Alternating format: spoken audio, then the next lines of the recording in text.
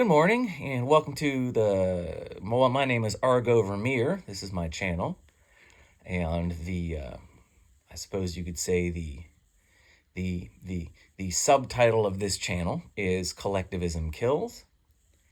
And I am intending this to be part 3 of You Don't Understand Individualism, this series that we're doing, which I'm reading through and commenting on an article I wrote for my blog, unreformingtheology.com, about why the dissident right doesn't understand individualism, and pointing out the fallacy of a claim by a dissident right thought leader, Orrin McIntyre, that the current troubles, the current ideological, cultural, socio-political troubles that the West currently finds itself in particular the United States, the sort of juggernaut of neo-communist, globalist, leftist ideology, is because of individualism. Individualism is the problem. We got here because we're too individualistic. I'm pointing out how this is complete nonsense and just simply reveals that Orrin McIntyre and the dissident right writ large, I would argue, don't understand the difference. They don't understand what individualism really is, which means they don't understand what collectivism really is, which means they don't understand metaphysics, which means they aren't in a position to offer you any real change. They aren't in a position to offer any solution because they haven't even correctly identified the problem.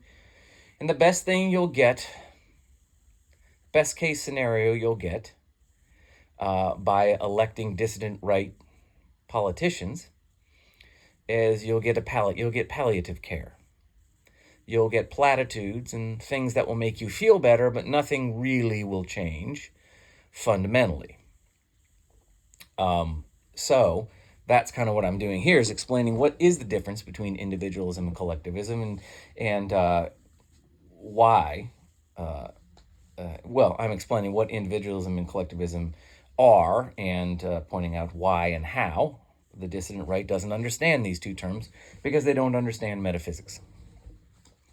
Which means they don't understand the fundamental they don't understand the fundamental root category of philosophy. Philosophy being how we describe, qualify, and quantify reality, and in particular human existence. They don't understand how to do this, which makes them people who don't have any business being within 1,000 miles of political power. Now, in their defense, neither do the people who are currently in power know anything about metaphysics. They know stuff. Well, they know more about metaphysics, but their metaphysics are false, which is why everything they do is a disaster. But at any rate, so make a long story short, that's what we're talking about today. Is how the dissident right doesn't understand the basic fundamental category of philosophy, which means they aren't in a position to actually offer you any real solutions about anything. Because, see, metaphysics are everything. Metaphysics are simply the assumptions we hold about the nature of man and reality and God. Whether or not you believe in God or not, your metaphysics are your fundamental assumptions about what you are and why you are here and what here is.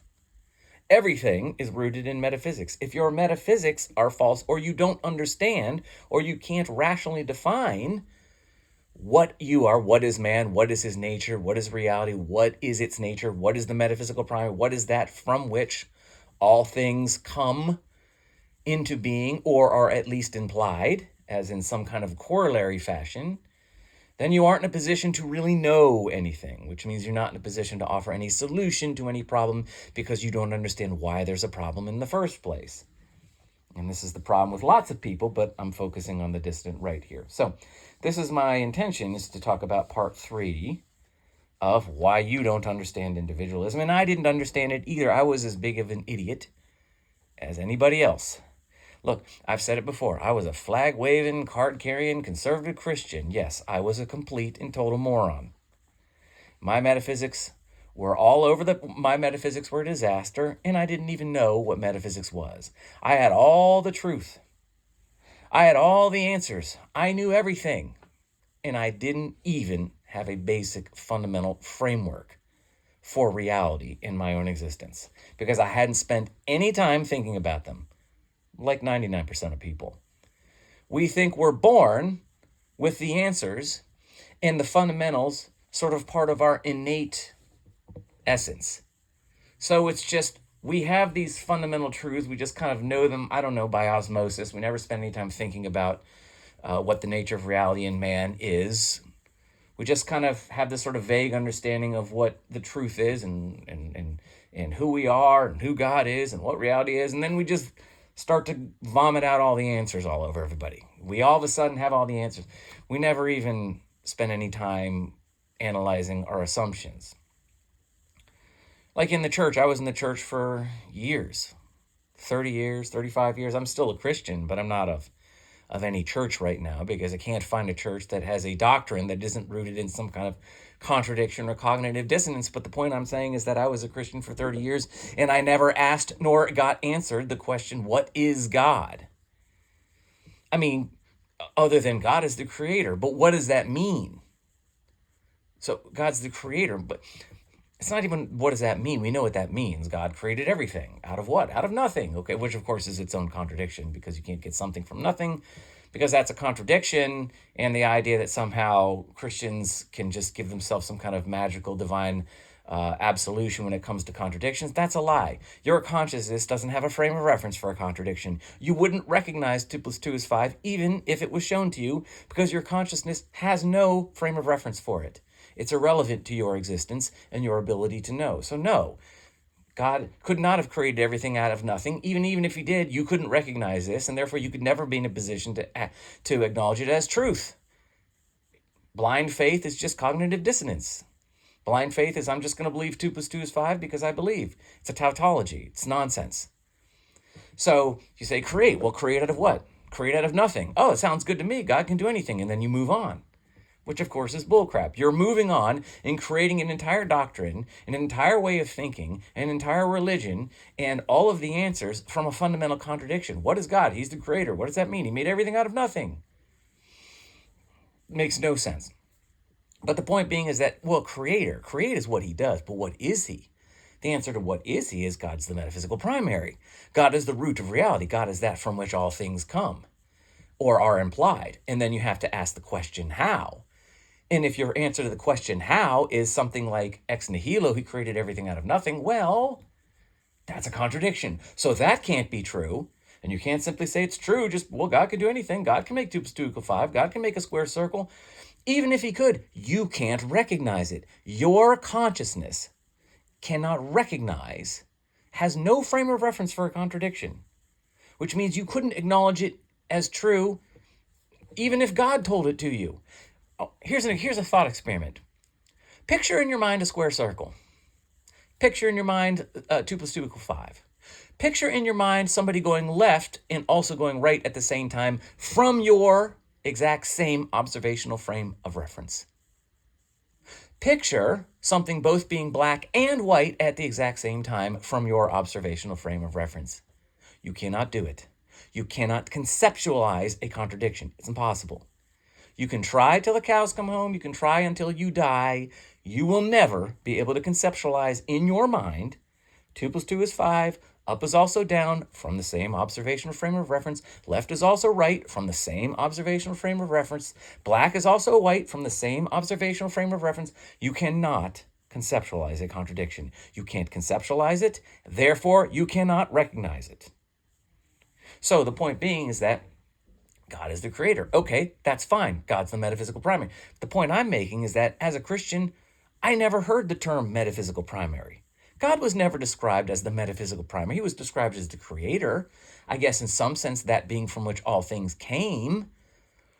But he was never described as the metaphysical primary. And see, the thing is once you describe something as the metaphysical primary, you have to go to the metaphysical primary. The primary implies a root of what? And then you have to have, in order for the metaphysical primary to be relevant, it has to either create or imply something. So you have to have this whole chain. So once you've identified a metaphysical primary, then you're on the hook for describing your metaphysics. This is the primary. Therefore, this is how everything in reality reflects it. Therefore, this is truth, epistemology. Therefore, this is ethics, morality, or legality. This is politics, how we interact with each other. And anyway, the point being is that I was a Christian for 30 years, and I never had the metaphysics explained to me beyond platitude, contradictory, cognitively dissonant platitude. And yet I had all the answers. And I had no foundation at all. And that's where the dissonant right finds itself. And the proof is in the idea that somehow the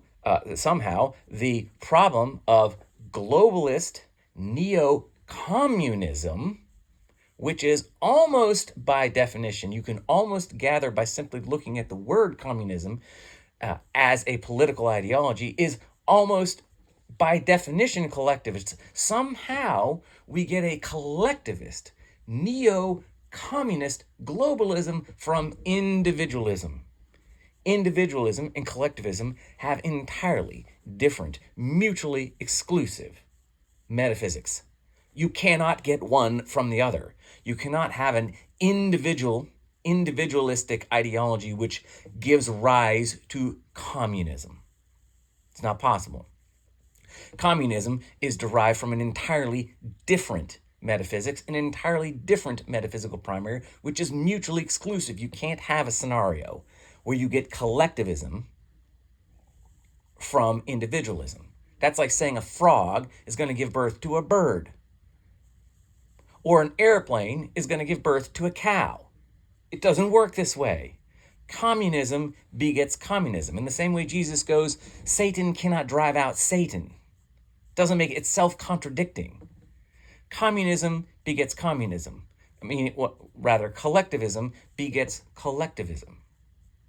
Individualism begets individualism. You do not beget offspring from a completely different species or a completely different thing. A rock doesn't give birth to a fish. So no, individualism cannot give birth to collectivism. Collectivism is the root of all states. So as states, meaning governments, go through their life cycle, as it were, you're going to have different movements and political ideologies arise, but they're going to arise from the single root which gives rise to these to these ideologies, which develop within states and within governments. So the fundamental metaphysics which people find themselves in when they are functioning under the auspices of government are going to be iterations of collectivism when they include the state. So now, for example, if you're an individualist, which I am, meaning your politics are going to be voluntarist, because individualism, the only rational outcome of individualist metaphysics is voluntarist politics, where it's where the ethics are more so where it's cooperation.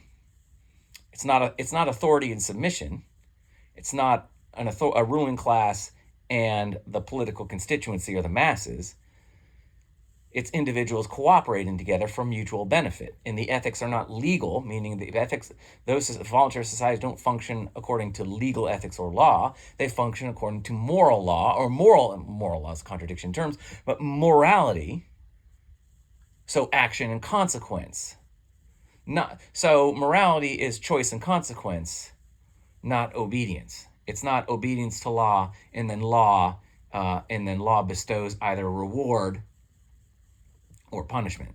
So it's not reward or punishment, it's choice and consequence. So at any rate, that's the point I'm making, is that if you are going to have a political movement arise, which includes the state, which is what the dissident right is. This dissident right is not voluntarist. They're not anarchist. And as I've said before, I won't regurgitate this again, but I hate the term anarchism. The proper term is voluntarism, because there is no mistaking in the term voluntarism. You cannot smuggle in the idea of any kind of coercion or rules or legal ethics at all. So anyway, the dissident right is not voluntarist. It includes a ruling class. It includes a state, which means it's collectivist. And the problems the dissident right is recognizing are a function of what? Leftist politicians, leftist governments, which means the problems they're noticing are collectivist, not individualist. So the problems they're pointing out are rooted in governments, and their solution is rooted in government. Their metaphysics are the same. Their they have already conceded the collectivist metaphysics of the political ideology they pretend to hate. They've already conceded the metaphysics. So their solution isn't a solution. It's simply a different iteration or a different window dressing to the exact same problem, to the exact same metaphysical problem. So, for example, in the past, and this is going to be a very trite analogy, it's going to be a very simplistic rendering of the issue, but in America, racial politics has always been a good thing. So we could say that maybe 60 years ago, we could argue being black was bad, being white was good. So the good collective was white. So the good group identity was white. The bad group identity was black. Okay? Being white was good, being black was bad. So the collectivist metaphysics said that this collective identity, this group identity, white, was good. That's what the state existed to promote, whiteness. And blackness was bad. We had to have, Jim Crow laws and chattel slavery because black was bad. If you were black, you're bad. We were collectivizing individuals according to some kind of immutable identity, some kind of collective or group identity. Had nothing to do with being an individual. It was, if you're black, you're part of blackness, the black collective, the black group, and that was bad. And being white was good. If you are white-skinned, you're a member of the white collective, the white group identity, and that's good. This is Collectivist Metaphysics 101. Individualism has nothing to do with it. The individual is irrelevant. It's your group identity. The individual only exists as a function of the group. So what was the solution? What was the solution of the civil rights movement? And what are the fruits of that solution that we're seeing now, perhaps? And again, it's a very complicated issue. I know I'm stripping it down to basically, more simplistic terms than are perhaps, in less than perfect terms, maybe more simplistic than they should be. But the point being is that what do we see now? Well, we see simply a reversal of the categories. The metaphysics are the same. We've just simply created a semantic change. We've taken the special ribbon from one group and moved it to the other. It's nothing more than a semantic, superficial change. The collectivist metaphysics are the same, which means the problems are the same. All we've done is we've said, oh, you know what? We got it wrong. Actually, the good group identity, the good collective is blackness. The bad collective is whiteness. And all of a sudden, alakazam, poof, all the problems are fixed. Haven't changed the metaphysics at all, haven't done anything fundamental. All we've done is simply reverse the categories. Now black good, white bad. Used to be white good, black bad. Oh, here's the solution. Here's the solution the brainiacs come up with. Rather than examining the metaphysics, they go, screw the metaphysics. We already know the truth.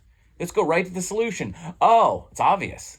It's obvious. It's not that blacks are bad and whites are good. It's that blacks are good and whites are bad and everything's fine. Except they're not. Except now we're having the same thing. We've just, the wheel just keeps on turning. Nothing fundamental changes. You've changed the superficial, you've made the superficial change of simply arbitrarily shifting the ethical categories, the moral categories, their moral value.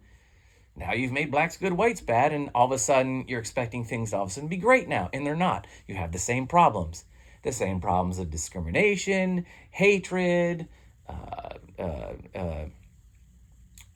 social unrest, antagonism, violence. Nothing's changed. You've made a superficial, your collectivist metaphysics haven't changed, and therefore your solutions are window dressing. And that's all you're going to get with the dissident right. The dissident right is simply wants to reverse the categories.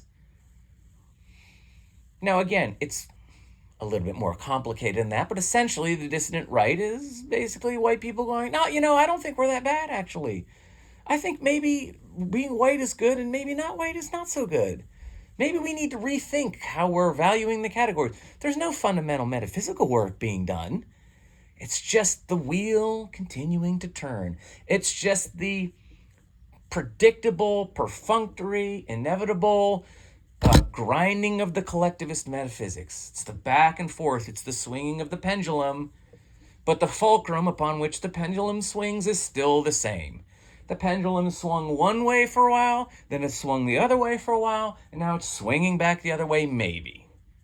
Eventually, societies collapse under the weight of this contradiction because nobody examines what the real problem is. The real problem isn't the position of the pendulum in which way it's swinging or what side it's on. The problem is the fulcrum.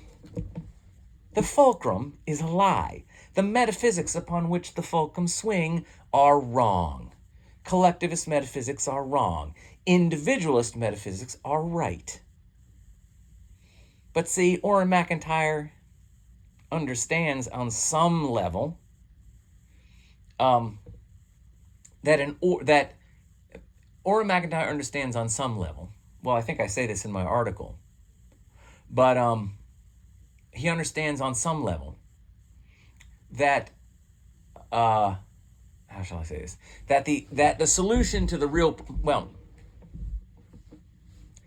Orrin McIntyre, to be honest, what you have to do if you truly want to be different. See, because the dissident right isn't fundamentally different than the left. They have the same metaphysics. And so what you're really doing as a member of the dissident right when you're angry or pointing fingers at the left is really just pointing your finger or you're really just looking in the mirror.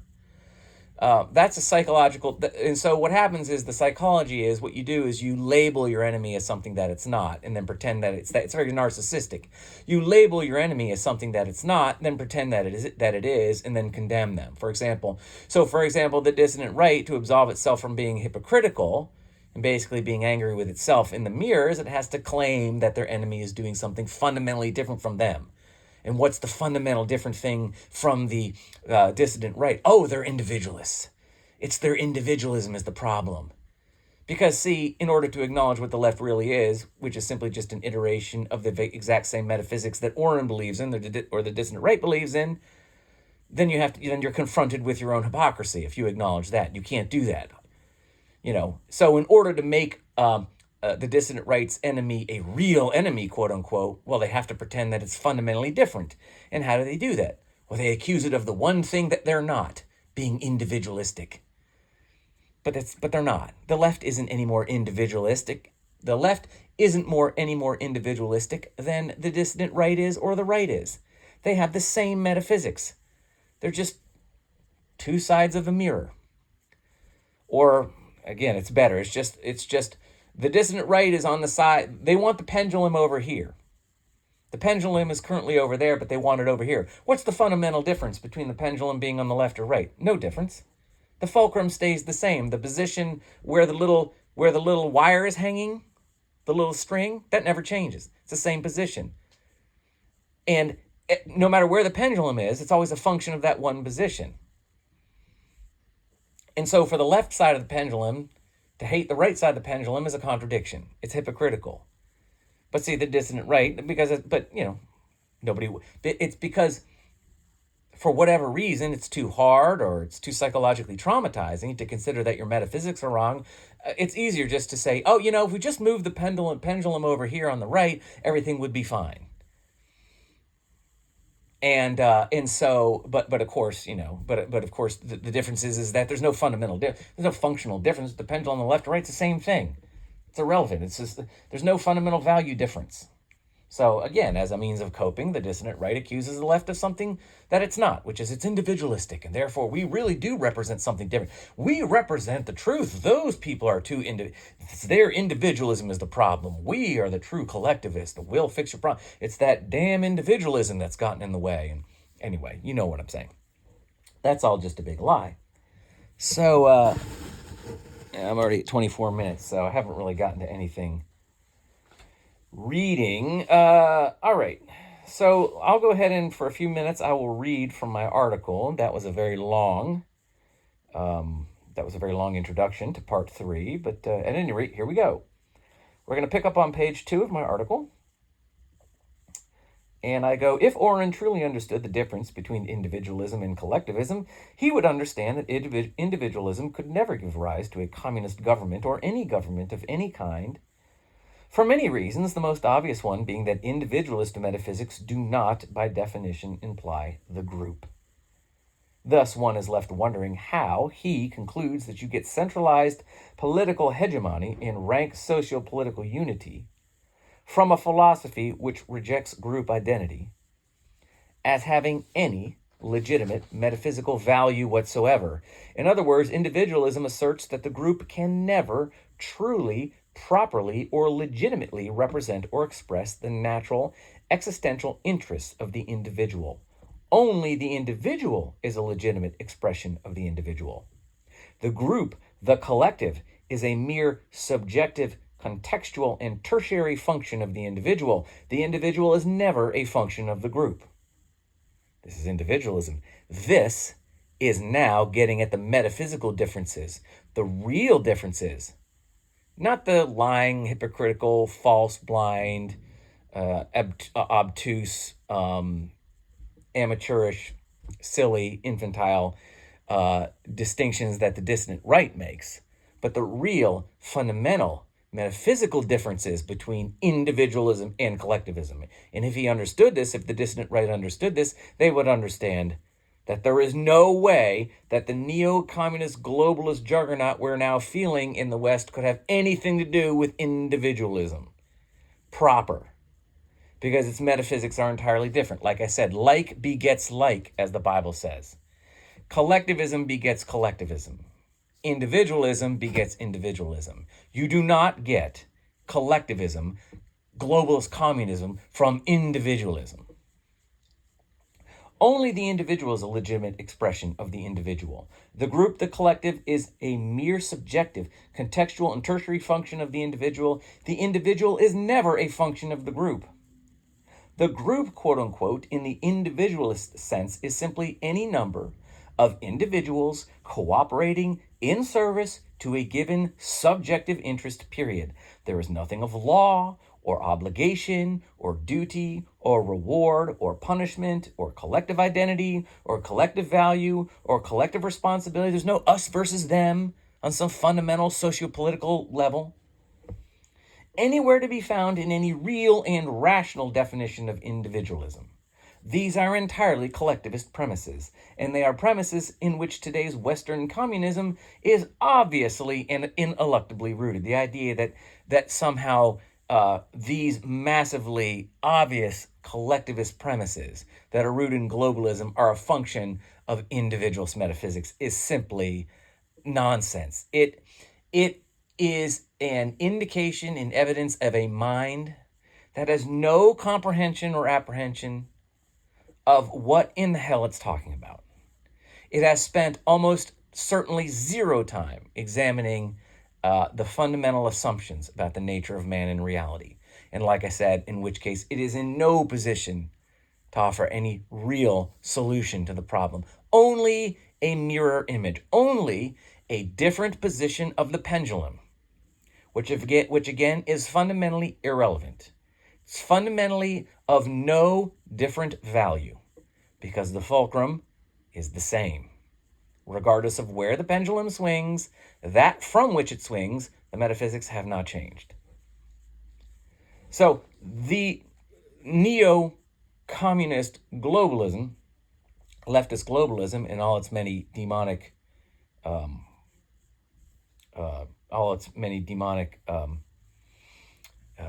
political agenda, its demonic political agenda. It's rooted in entirely collectivist, not individualist premises. And they are premises in which today's Western communism is obviously and ineluctably rooted. Okay.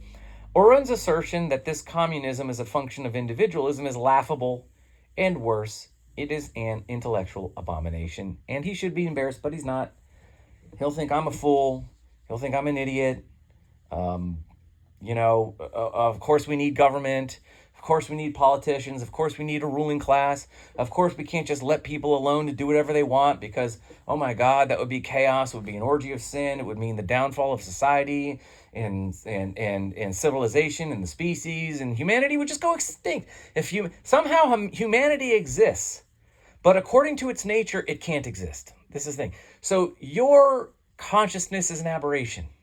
We don't know how it exists. It's probably just a big fat fucking lie. Sorry about the F word. It's probably just a big lie. It's an epiphenomenon. It's a big mistake. It's a mistake of nature. You can't really know anything. You're just fundamentally a lizard brain instinct. The idea that you have a sense of self is scientifically impossible. It's, science is trying to explain it, but at the end of the day, Consciousness is just an extension of some force outside of it, which means there's really no such thing as any conscious frame of reference, because in order to have a conscious frame of reference, there needs to be an absolute distinction between the observer and the observed. But if the observer is a direct function of all these natural forces which created it, then there's no distinction, which means there's no observational frame of reference, which means there's no observer, which means there's no consciousness. There's no consciousness.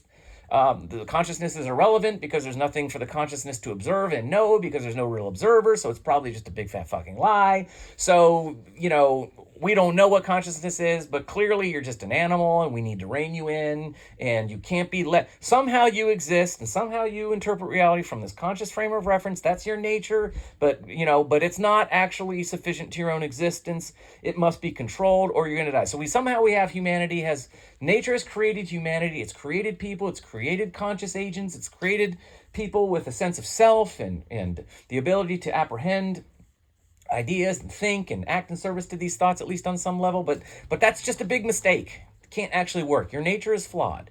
You as an individual, you can't live on your own. So somehow you exist and you have a specific nature, but that nature can't actually exist. So if left to itself, it's a contradiction. So without government, you die. You exist, but you're going to go extinct if we actually let you function according to your nature. So you must be controlled. You must be governed. So obviously Argo is a fool. Voluntarists are fools. Individualist metaphysics are a lie. Man must be governed. You can't just let people do what they want. You have to have some elite ruling class that somehow gets some kind of excuse, some kind of they get absolved somehow from their own existential fallacy, so that they can be in position to know how to rule everybody else. Don't ask me how that works. Apparently we all need to be governed because our nature is flawed, in which case how the hell do we know who gets to govern anybody else? Because if we all have the same nature and we're all flawed, then how can anybody be in charge? But of course there's always some kind of sophistry or rhetoric by which they can sort of punt that into the cosmic abyss of God's mystery or nature's mystery or something. So somehow magically, even though humanity is flawed and nature is flawed and humans can't exist left to themselves because their nature is a lie and their consciousness is a lie, nevertheless we can have a ruling class that we can trust to kind of govern people, which means they have to have some kind of an absolution or an absolving of their own natural existential failure, by magic or whatever. We have to have some kind of divine priest class that's somehow gnostically enlightened so that they can rule us. And that's what Oren thinks. Oren thinks I'm a fool, and if you agree with me, you're a fool, and we're all fools, and human nature is a lie, and consciousness is insufficient. We all must be governed, and he's just got a better government. He just knows the answer. The dissident right just knows their government's going to be a better government, even though government is, for 10,000 years of human history, government has risen and fallen in all of its iterations. It lasts about the same length of time. It collapses for the same reason, but somehow by magic, and by some kind of magic and some kind of special divine enlightenment or some kind of, I don't know, they're just smarter than the rest of us. They just know more. Somehow the dissident right's going to make it work this time. They just know. Give them a shot and they're just going to create the 1,000-year reign. They're going to create the government that just lasts in perpetuity because they're just that smart. They just have the answers. Metaphysics are the same, but somehow we can govern differently. The exact same metaphysics as are shared by our so-called political enemies. We have the exact same fundamental assumptions about the nature of man and reality, but somehow we're going to do it different. Even though we're fundamentally the same, we're going to do things fundamentally differently. Trust us. 2 + 2 is 5, bro. Up is also down. Black is also white. Men are also women. A square is also a circle. Trust us, man. Individualism is a lie. Consciousness is possessing the ability to apprehend objective truth and act in service to it. That's a lie. Man can't cooperate according to his nature. He must be governed. So just trust us, bro. We got this. Yeah, that's what that is. So I know what he thinks. I know whatever. He'll write me off and just another fool. Just another fool who just doesn't get it. Just doesn't get it. Oh, man, yeah. Stateless society. No government? Voluntary? Cooperate? He's a lunatic. Cult leader. Probably just a cult. Another cult. Cult alert. Dang. The guy over there says he's an individualist, voluntarist. Cult leader. He's just a cult. Don't listen to him. Trust us. We're going to do it differently, even though, again, we have the same metaphysics, and we're going to have government, and the metaphysics will be the same upon which that government is based. But we'll do it better. Don't listen to the ideologue cult leader over there is trying to tell you that you should maybe examine the assumptions. Yeah, that's what they'll tell me. That's what they'll say, and I get it, I know it, and I understand, and yeah, it's frustrating, but what are you going to do? Where are we now? All right, 35. I think I'm going to wrap it up here. I didn't get too far in the article, but that's fine. Like I said, I'm not really under the gun I don't really have an agenda. I just sort of, I'm going to go through this article, but I'm just going to speak about what catches my fancy.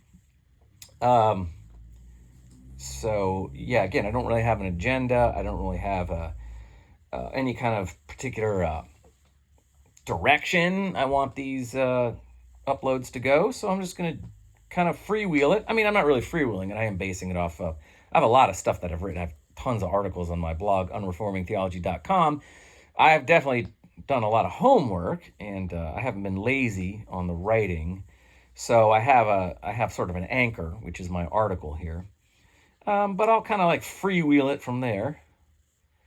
Yeah. So at any rate, I think I'll wrap this one up. Thank you for anybody who's listening. I really appreciate it. And like, share, and subscribe if this is of any interest to you, or you get anything out of it. I'd appreciate it. Just a little bit of encouragement with the like and the subscription. But of course, if you think I'm full of shit and you don't want to, or then that's fine too. Then don't. What can I tell you? Yeah. I don't really know how to wrap these things up. I just kind of end abruptly. So having said that, thank you to anybody who's listening. And even if you don't like or subscribe, it's fine. But thanks for listening. And you can comment. The comment set, pretty strict, but comments are, of course, open on these. They're just closed on the atheism one because I just got too many insults. As I've said before, I just don't like the insults. I don't know. I mean, maybe I'm a big wuss. But I just don't like being called names. I don't know. Maybe it's middle school trauma, But I'm fine with if I could guarantee that all the comments were people just sort of like disagreeing with me and having different positions and asking questions, that would be great. I don't know. I just don't like. I don't know. I don't want to open the comment section and go, another full of shit theist, doesn't know anything, fucking idiot, fuck this guy. I don't know. Maybe my ego can't take that. But anyway, I'm opening comments for this, but I have set them fairly strictly. So, yeah, anyway, you get the drill. So thanks for listening, and I will talk at you later, and have a great week. Thanks. Take care. Bye.